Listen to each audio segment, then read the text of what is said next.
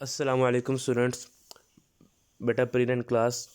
आज हम स्टार्ट करेंगे हमारा टॉपिक नंबर 1.5 साइंटिफिक नोटेशन। ठीक है जी।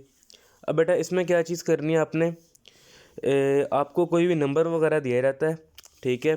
उसको 10 की पावर में कन्वर्ट करने का जो प्रोसीजर होता है बेटा, उसे साइंटिफिक नोटेशन कहते हैं।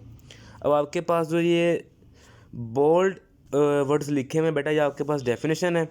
इन scientific notation a number is expressed as some power of 10 multiplied by a number between 1 and 10। ठीक है, कि साइंटिफिक नोटेशन में क्या करते हैं कि आपके पास जो नंबर होता है उसको आप एक्सप्रेस करते हैं बेटा 10 की पावर में, किसी भी, वो 1 भी हो सकती है, वो 2 भी हो सकती है, वो 3 भी हो सकती है। ठीक है।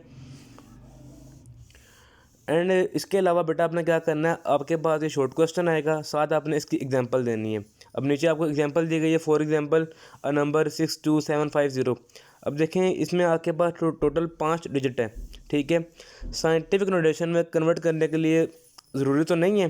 ठीक है, ज़्यादातर आप ये करते हैं कि जो पॉइंट होता है उसको आप मूव करवाते हैं फर्स्ट नॉन ज़ीरो डिजिट के बाद, और जितने डिजिट पॉइंट मूव करता है बेटा वो उसकी 10 की पावर बन जाती है। ठीक है, अब यहाँ पे देखें आपके पास जो एग्जांपल है, फर्स्ट में उसने पॉइंट को मूव करवाया है फर्स्ट 2 नॉन ज़ीरो डिजिट के बाद। ठीक है, तो पॉइंट ने टोटल कितने डिजिट मूव किया है, 1 2 एंड 3। आपके पास 10 की पावर आ जाएगी 3।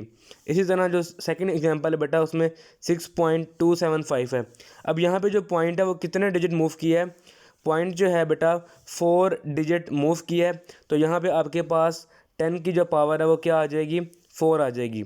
इसके अलावा इसका जो फर्स्ट पैराग्राफ है, इसके अंदर आपके पास एक इम्पोर्टेंट एमसीक्यू भी है। Distance of the moon from the earth, बेटा वो कितना होता है। ठीक है, आपके पास ये बहुत लार्ज वैल्यू है, उसने उसको कन्वर्ट किया किसके अंदर, साइंटिफिक नोटेशन के अंदर। यानी कि जो पॉइंट था वैल्यू का वो बिल्कुल कहाँ पे था, लास्ट में था। उस पॉइंट को कहाँ मूव करवाया बेटा जी, फर्स्ट नॉन ज़ीरो डिजिट के बाद मूव करवाया गया। ठीक है, तो अब पॉइंट कितने डिजिट मूव किया है, 3.84 मल्टीप्लाई 10 की पावर 8। इसका मतलब कि जो पॉइंट है वो 8 डिजिट्स मूव किया है। तो ये टॉपिक में आपने इस डेफिनेशन को तैयार करना है। ठीक है, और ये एमसीक्यूज याद करना है। इसके अलावा आपने कोई भी बेटा एक एग्जांपल आपने दे देनी है साथ। और एक चीज़ और आपने बड़ी अहम याद रखनी है कि साइंटिफिक नोटेशन को स्टैंडर्ड फॉर्म भी कहा जाता है। ठीक है, इसका दूसरा नाम क्या है, स्टैंडर्ड फॉर्म।